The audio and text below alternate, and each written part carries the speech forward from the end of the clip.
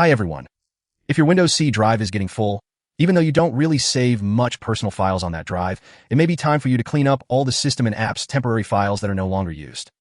And this actually can be done automatically on a regular basis by turning on the Windows Storage Sense so that those temporary files will always be cleaned up before they get too big and slow down your PC. Alright, so to turn on and configure the Windows Storage Sense, open the Windows settings. Then click System, and then Storage. If you're on Windows 11, you will find the Storage Sense setting under the Storage Management. But if you're on Windows 10, you will see it right at the top of the window. Turn on this setting, and then click to configure it. Or if you're on Windows 10, click Configure Storage Sense. Alright, on the Storage Sense settings, first turn on all the auto cleanup options. Then set how frequent you want to run Storage Sense to clean up the temporary files. And then if you are a lazy PC user who never cleans up your recycle bin, you may tell Windows to automatically empty the recycle bin regularly.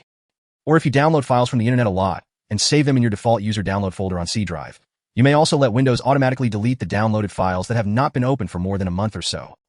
And finally, if you want to run the Storage Sense immediately, click Run Storage Sense Now, or click Clean Now on Windows 10. As you can see here, the Storage Sense frees up 2.59 gigabytes of space on my Windows 11 desktop. Alright, so that's how you enable and configure the Windows Storage Sense to keep your PC clean and run smoothly at all time. I hope you find this quick tutorial useful, and thank you for watching.